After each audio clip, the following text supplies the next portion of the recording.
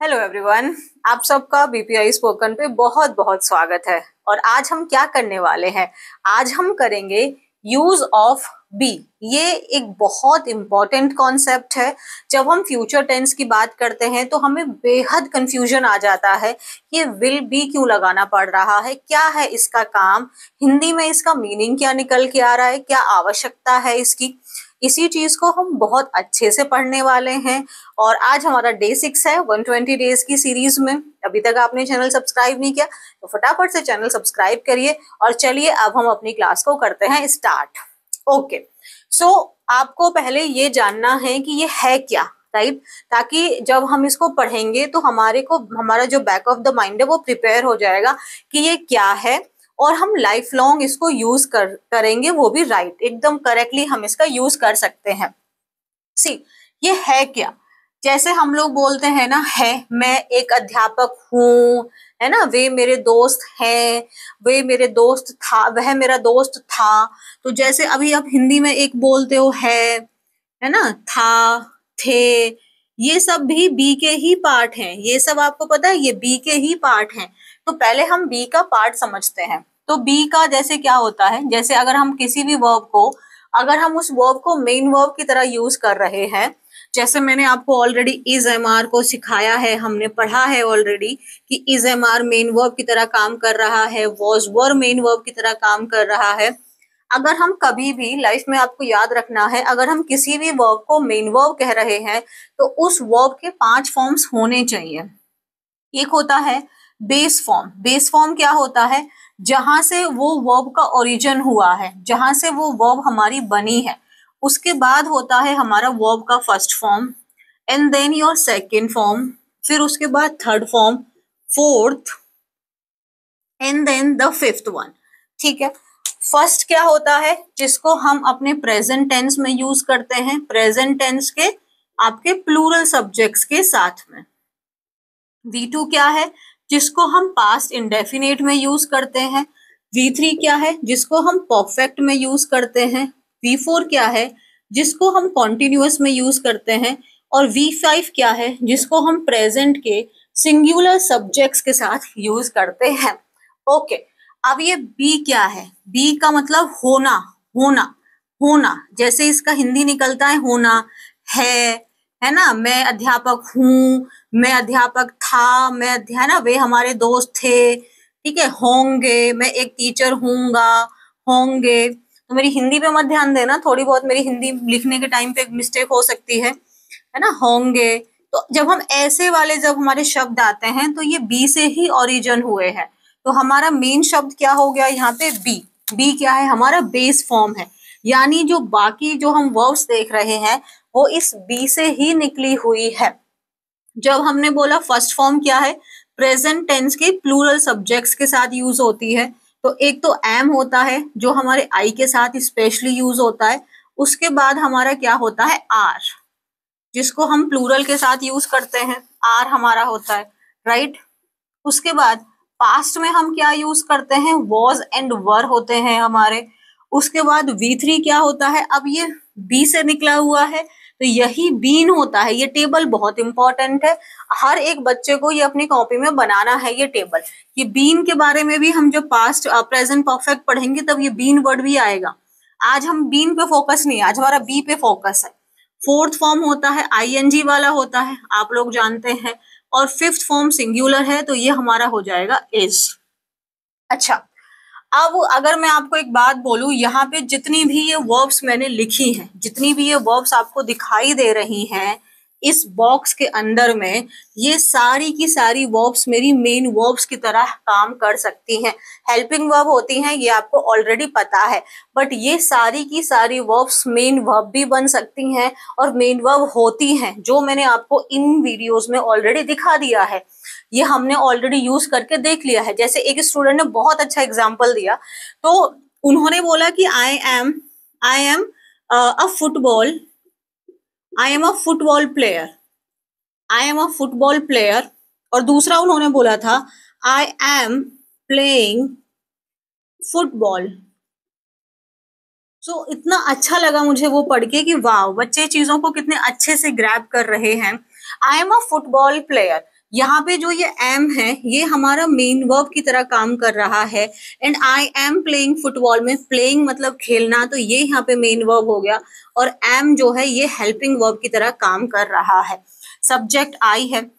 अगर मैं सब्जेक्ट को बदल दूं, अगर मैं सब्जेक्ट यहाँ पे वी बना दूं तो यहाँ आर लगा देंगे, यहाँ पे भी हम आर आ जाएगा, कोई इशू नहीं है, दोनों मेन वर्ब बन सकता है। आप इनमें से कुछ भी पुट कर सकते हैं। अभी इन दोनों को छोड़ के, इन दोनों को छोड़ के आप इसमें से कुछ भी पुट कर दीजिए, हमारा आंसर बन जाएगा। बस सब्जेक्ट हमें चेंज करना होगा। I am a football player and I am playing football में जो एक एम दोनों है, ये उस बच्चे ने मुझे इतना अच्छा दिया, मतलब मैंने कहा वाओ वेरी नाइस, इतने अच्छे से समझ में आ रही है चीजें, आई एम सो हैप्पी। यहाँ पे जो एम है ये मेन वर्ब हो गया और यहाँ पे जो एम है ये हेल्पिंग वर्ब हो गया। तो कितने अच्छे से हमने आइडेंटिफाई किया। यानी एम जो है वो हेल्प मेन वर्ब भी फंक्शन करता है और हेल्पिंग वर्ब का भी फंक्शन करता है। हेल्पिंग वर्ब की तरह हम हमेशा से पढ़ते आए हैं, मेन वर्ब की तरह हमको कंफ्यूजन हो जाता है। तो अगर हम किसी भी वर्ब को मेन वर्ब बना रहे हैं तो वो हमेशा उसके 5 फॉर्म्स प्रेजेंट होते हैं। ये 5 फॉर्म मैंने आपको यहाँ दिखा दिए। बी भी उसी का पार्ट है, यानी बी भी उस 5 फॉर्म में से बेस फॉर्म है जहां से ये सारी वर्ब्स हमारी ओरिजिनेट हुई है।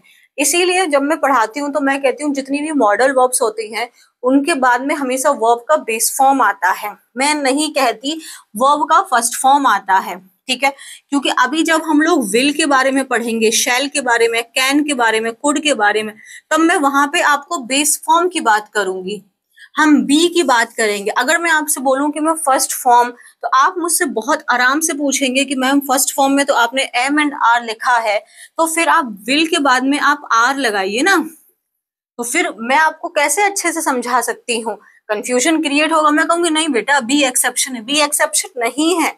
बी एक ऐसी वर्ब है जो अपनी बेस फॉर्म और फर्स्ट फॉर्म में डिफरेंट होती है।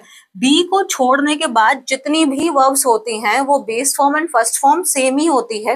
इसीलिए टीचर्स इस चीज को कन्वीनियंट करने के लिए, आसान करने के लिए, रॉन्ग नहीं है, वो सही पढ़ा रहे हैं, बस वो थोड़ा सा कन्वीनियंट हो जाता है। बट मैं चाहती हूँ कि आप डिटेल में समझें और अच्छे से इस चीज को अंडरस्टैंड करें कि हम बी क्यों मैम वर्ब का बेस फॉर्म क्यों बोलती हैं, क्योंकि एक ऐसी वर्ब है, बी एक ऐसी वर्ब है जो अपने बेस फॉर्म में और अपने फर्स्ट फॉर्म में अलग है, दोनों अलग हैं।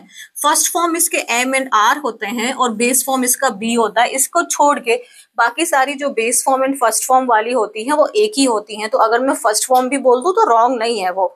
ओके ओके जी, अब ये हो गया, अब हमें समझ में आया, यानी कि जो बी है ये भी हमारा मेन वर्ब बन सकता है। तो अब हम ये देखते हैं इसको मेन वर्ब हम कैसे बनाएंगे। अब देखो, अब जैसे कि आप एक सिंपल सेंटेंस बोलो। अगर आप बोल रहे हो कि मैं एक टीचर हूँ मतलब प्रेजेंट में बोल रहे हैं, या मैंने बोल दिया कि वह एक डांसर है या एक इंजीनियर है, तो मैं क्या बोलूंगी, she is an engineer, she is an engineer, वह एक इंजीनियर है। प्रेजेंट में है तो हमने यहाँ पे मेन वर्ब की तरह इज लगा दिया। अगर मैंने यहाँ पे पास्ट बना दिया होता तो हम बना देते शी वॉज एन इंजीनियर, कि वो एक इंजीनियर थी। ओके, तो हमने यहाँ पे पास्ट बना दिया, राइट। हमारे यहाँ पे है और यहाँ पे था है या थी है, तो हम ये बना दे रहे हैं। अगर हम अब इसी सेंटेंस को हम फ्यूचर के लिए बोले, यानी कि हमने ये प्रेजेंट के लिए बोला, बन गया, ये पास्ट के लिए बोला, बना दिया। और अगर मैं फ्यूचर के लिए सेंटेंस बनाना चाहती हूँ कि वो एक इंजीनियर होगी, वो एक इंजीनियर होगी, है, इज, थी, वॉज, अगर मैंने बोला कि वो एक इंजीनियर होगी, तो होगी पे क्या लगाएंगे, क्या कोई एक्शन है यहाँ पे, जैसे वह एक इंजीनियर है, क्या इस सेंटेंस में कोई एक्शन है, नहीं है, तो फिर हमें बिना एक्शन वाला सेंटेंस बनाना था। यानी कि यहाँ पे इज लगा दिया, यहाँ भी कोई एक्शन नहीं है, यहाँ भी कोई एक्शन नहीं है, तो एक्शन तो है ही नहीं, लेकिन वर्ब तो लगानी पड़ेगी।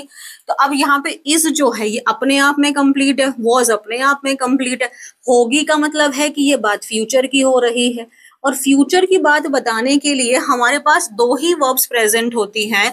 फ्यूचर की बात बताने के लिए हमारे पास दो ही वर्ब्स प्रेजेंट होती हैं, एक होती है विल, एक होती है शैल। है ना।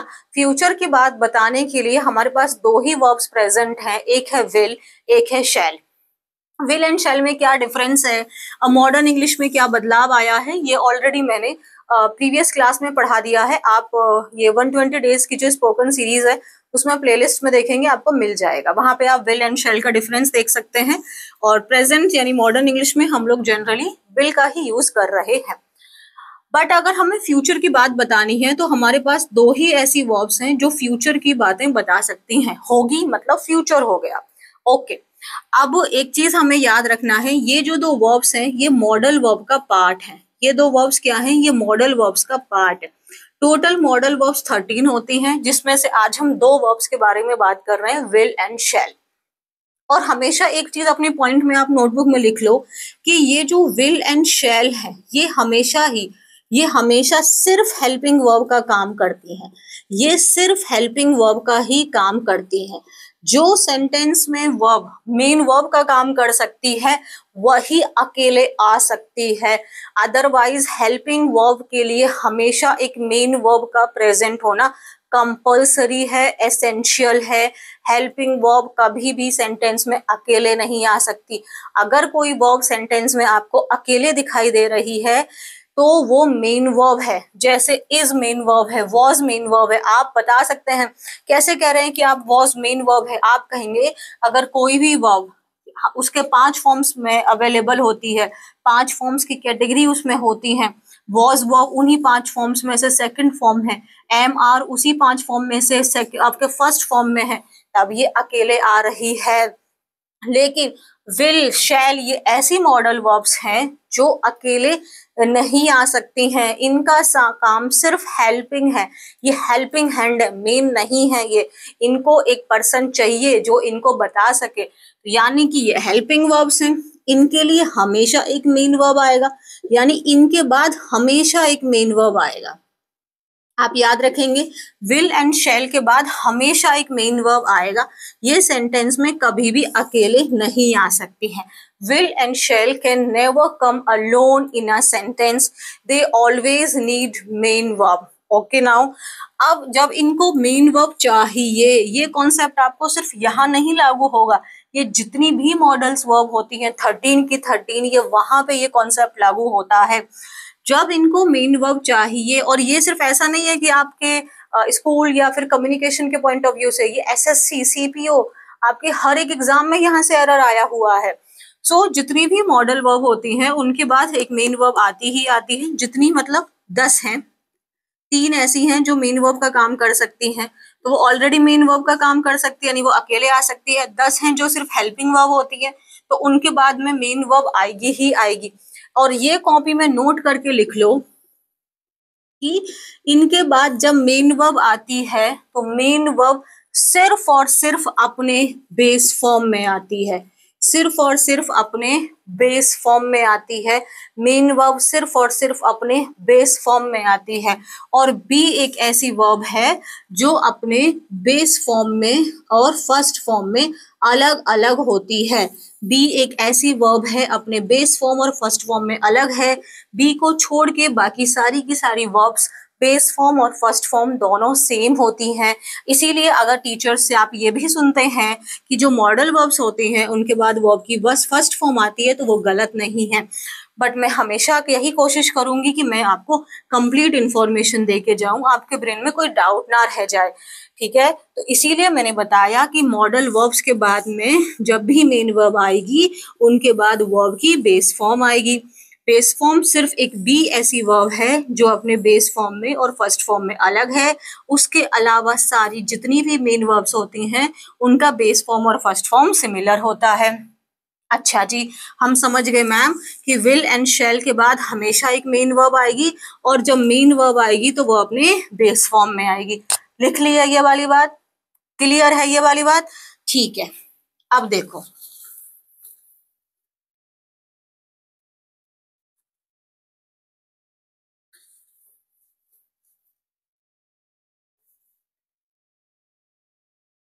ओके, अब यहाँ देखो कि मैं अध्यापक बनूंगा, मैं अध्यापक बनूंगा, आई मैं के लिए अध्यापक के लिए टीचर हो गया, अध्यापक के लिए टीचर हो गया, बनूंगा मतलब फ्यूचर हो गया। लेकिन अब मैम यहाँ पे तो कोई एक्शन ही नहीं हो रहा है। हाँ यार, कोई एक्शन नहीं हो रहा है। अध्यापक पढ़ा रहे होंगे, ऐसा तो कुछ भी नहीं है, तो कोई एक्शन प्रेजेंट नहीं है, यानी कोई एक्शन वर्ब तो है ही नहीं। जैसे मैं कल तुमसे मिलने आऊंगा, तो आऊंगा मतलब कम हो जाएगा, I will come to meet you, I will come to meet you tomorrow. मैं कल तुमसे मिलने आऊंगा, मैं तुम्हें फोन करूंगा, आई विल कॉल यू। तो यहाँ तो एक्शन वर्ब प्रेजेंट है, हमने लगा दिया, बात हमारी बन गई। बट इस सेंटेंस में यानी मैं अध्यापक बनूंगा में तो कोई एक्शन ही नहीं हो रहा है।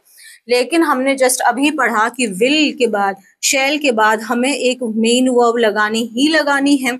कोई एक्शन नहीं है, हूंगा बोल रहा है, बनूंगा बोल रहा है, यानी कि ये वाला बोल रहा है ना, होने वाला बोल रहा है। जब ये होने वाला बोल रहा है तो हम क्या लगाएंगे, बी लगाएंगे।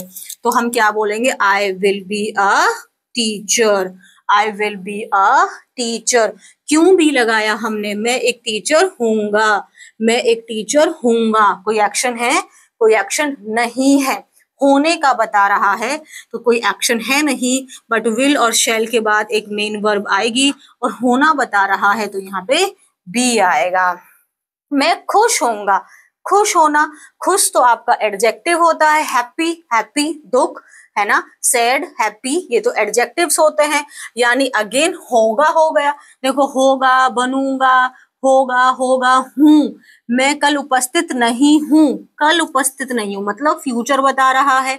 अब वह 5 मिनट में तैयार हो जाएगी, मैं कल वहां रहूंगा, वे घर पर नहीं होंगे, क्या कल तुम व्यस्त होगे, सब फ्यूचर का बता रहे हैं, किसी में भी कोई एक्शन नहीं प्रेजेंट है। तो अब हम इन सब के सेंटेंसेस बी से बनाएंगे। जैसे वे खुश होंगे, तो वे खुश होंगे मतलब वे मतलब दे हो गया, दे, फिर हम लगा देंगे बी, फिर हैप्पी तो एडजेक्टिव है, लेकिन अब ये सेंटेंस तो पूरा नहीं हुआ, दे विल बी हैप्पी, तो हमें क्या लगाना होगा, be, they will be happy. Be क्यों, आपसे कोई पूछेगा बी क्यों लगाए हैं, क्यों क्यों नहीं हम इसको स्किप कर सकते, आप बताएंगे विल, शैल, ये मॉडल वर्ब है, मॉडल वर्ब हेल्पिंग वर्ब का काम कर रही है, और जब ये हेल्पिंग वर्ब है तो एक सेंटेंस में मेन वर्ब प्रेजेंट होना कंपलसरी है। इस सेंटेंस में कोई एक्शन नहीं हो रहा, कोई एक्शन वर्ब प्रेजेंट नहीं है, तो इसीलिए मैंने यहाँ पे बी लगाया। कोई कहेगा मैं कैसे पहचानूं, तो उसको इस प्रकार के सेंटेंस आप दिखा देना। वह कल दिल्ली में होंगे, कोई एक्शन है, रहेंगे, बात करेंगे, ऐसा कुछ है नहीं, सिर्फ होंगे बोल रहा है। तो फिर हम बना देंगे they will be in Delhi tomorrow, they will be in Delhi tomorrow, वे कल दिल्ली में होंगे, they will be in Delhi tomorrow, वे कल दिल्ली में होंगे। अगेन हमने यहाँ पे बी लगा दिया। यह सवाल कठिन नहीं होगा, यह सवाल मतलब दिस क्वेश्चन, दिस क्वेश्चन। अगर हाँ, अब अगर हमें यहाँ पे नहीं वाला बनाना है, अब अगर हमें यहाँ पे नहीं वाला बनाना है तो ये बन जाएगा विल प्लस नॉट, और विल प्लस नॉट को हम बनाते हैं तो ये बनता है वॉन्ट। इसका कॉन्ट्रैक्टेड फॉर्म क्या है, वॉन्ट, इसका कॉन्ट्रैक्टेड फॉर्म क्या है, want, want. Will plus not का कॉन्ट्रैक्टेड फॉर्म क्या है, वॉन्ट। तो हम वॉन्ट बोलेंगे, विल नॉट नहीं बोलेंगे।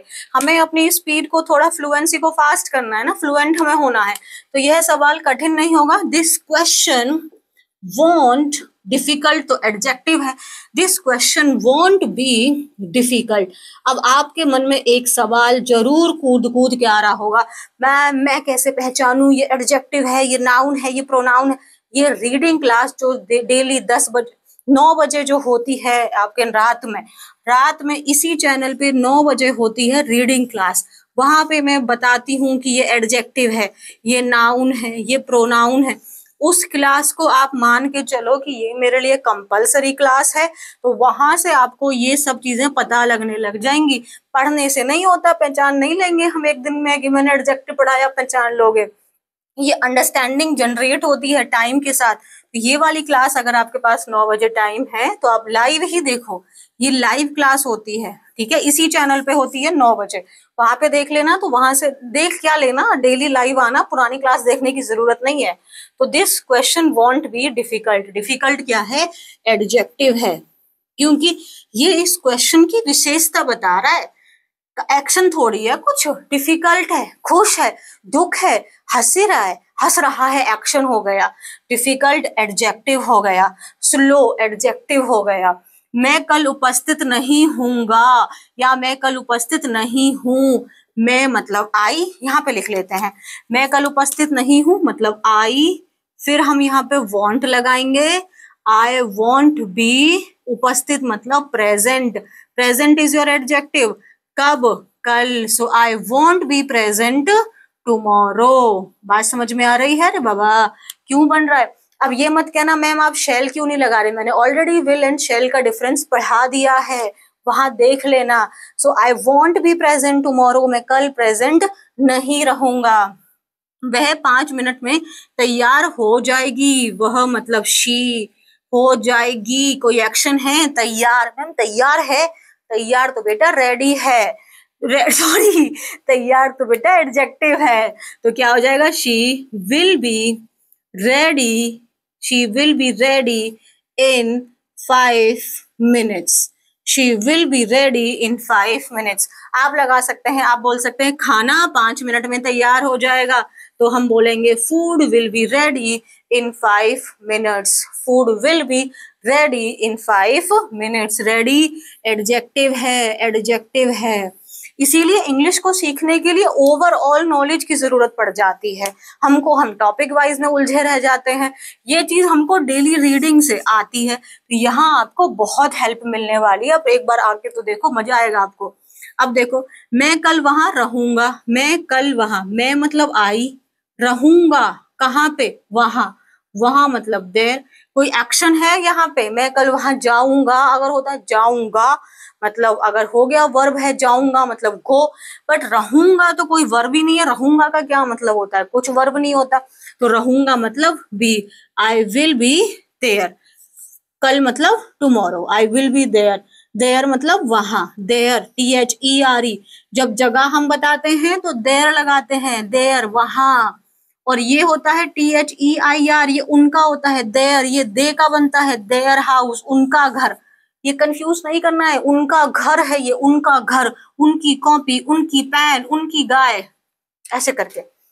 वे घर पर नहीं होंगे, नहीं होंगे कौन, वे दे विल नॉट, तो अब हम विल नॉट को बना देंगे won't, they won't be at home, they घर पर नहीं होंगे, they won't be at home. पापा घर पे नहीं होंगे, my father won't be at home. Mummy घर पे नहीं होगी, my mom won't be at home. क्या कल तुम व्यस्त हो गए, आप लगाएंगे will you be busy tomorrow, क्या तुम कल व्यस्त हो गए, will you be busy tomorrow. तो यहाँ पे कहीं कोई एक्शन नहीं है, बनूंगा, होगा, होऊंगा, ऐसे वर्ड आप देखोगे, आप पहचान के देखो, कोई एक्शन वहां प्रेजेंट ही नहीं है। बट हम जब फ्यूचर की बात करते हैं, प्रेजेंट की जब हम बात कर रहे थे तो सिंपल इज था, इज हमारा मेन वर्ब था, तो हमें दूसरी वर्ब की जरूरत नहीं पड़ी, इसमें से हमारा एम आर ये सब अपने आप में सफिशिएंट थे, ये मेन वर्ब हो जा रहे थे। लेकिन विल एंड शेल तो वो उस कैटेगरी को फुलफिल नहीं कर पा रहे हैं, ये तो मेन वर्ब नहीं बनते, तो यानी इनके लिए एक मेन वर्ब आना कंपलसरी है।